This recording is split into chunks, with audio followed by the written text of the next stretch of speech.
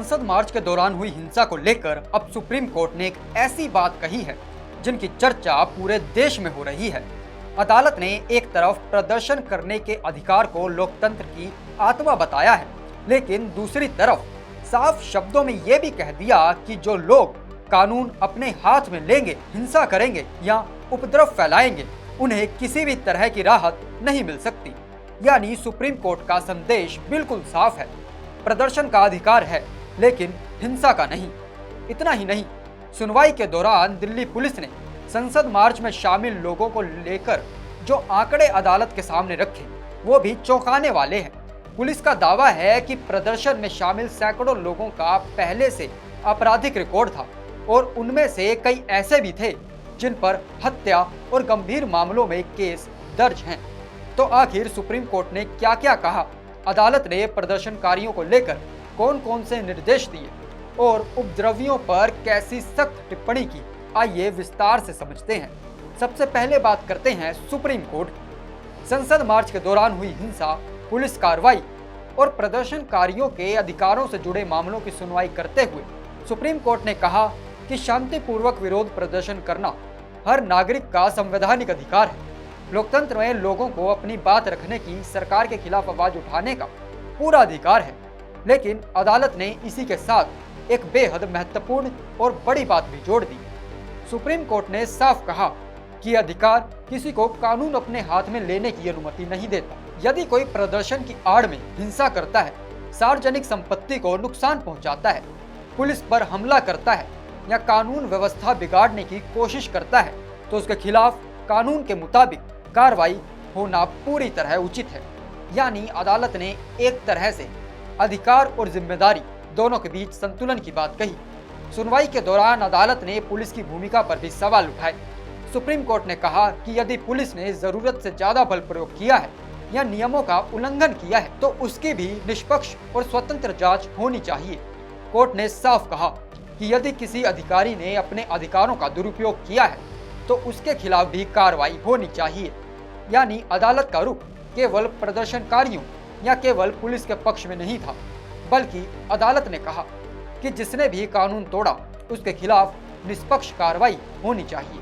अब बात करते हैं उस डेटा की जिसने पूरे मामले को और ज्यादा गंभीर बना दिया है। सुनवाई के दौरान दिल्ली पुलिस ने अदालत के सामने दावा किया कि संसद मार्च में शामिल लोगों में बड़ी संख्या में ऐसे लोग थे जिनका पहले से आपराधिक रिकॉर्ड मौजूद था।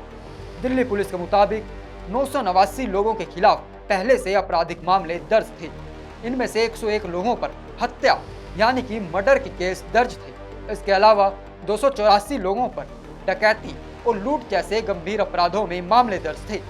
वहीं 92 लोगों पर महिलाओं और बच्चों के खिलाफ गंभीर अपराधों में आरोप दर्ज थे। दिल्ली पुलिस का कहना है कि यह जानकारी जांच के दौरान सामने आई और इसी आधार पर अदालत के सामने अपना पक्ष रखा गया। हालांकि यह ध्यान रखना भी जरूरी है कि किसी व्यक्ति के खिलाफ मामला दर्ज होने और उसका दोषी साबित होना दोनों अलग अलग बातें हैं। किसी भी आरोपी को तब तक कानून की नजर में दोषी नहीं माना जाता जब तक अदालत उसे दोषी न कहते।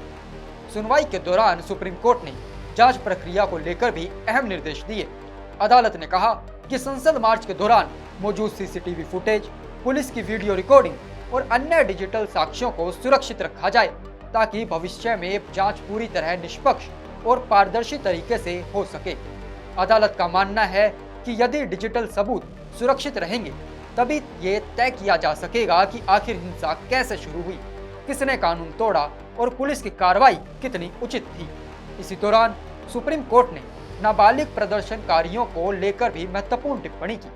अदालत ने कहा कि जिन नाबालिगों का कोई आपराधिक रिकॉर्ड नहीं है, जिन्हें हिरासत में लिया गया है, उनके मामलों में कानून के मुताबिक संवेदनशीलता बरती जानी चाहिए और उन्हें उचित राहत दी जानी चाहिए। अब अगर सुप्रीम कोर्ट की पूरी टिप्पणी को एक लाइन में समझे तो अदालत ने दो बिल्कुल साफ संदेश दिए हैं। पहला, लोकतंत्र में शांतिपूर्ण प्रदर्शन करना हर नागरिक का अधिकार है और इस अधिकार की रक्षा होनी चाहिए। लेकिन दूसरा संदेश उससे भी ज्यादा स्पष्ट है। जो लोग प्रदर्शन की आड़ में हिंसा करेंगे, कानून अपने हाथ में लेंगे, सार्वजनिक संपत्ति को नुकसान पहुंचाएंगे या उपद्रव फैलाएंगे, उनके खिलाफ कानून के मुताबिक सख्त कार्रवाई होगी। यानी सुप्रीम कोर्ट ने यह साफ कर दिया कि प्रदर्शन और उपद्रव दोनों एक जैसी चीजें नहीं है। अब इस मामले की अगली सुनवाई और जांच में क्या नए तथ्य सामने आते हैं, इस पर पूरे देश की नजर रहेगी। खास बात यह होगी कि क्या जांच एजेंसियां सुप्रीम कोर्ट के निर्देशों के मुताबिक निष्पक्ष जांच कर पाती हैं और क्या हिंसा के लिए जिम्मेदार लोगों की सही पहचान हो पाती है। फिलहाल इस पूरे मामले में सुप्रीम कोर्ट का संदेश साफ है, लोकतंत्र में विरोध का अधिकार सुरक्षित है, लेकिन कानून से ऊपर कोई नहीं।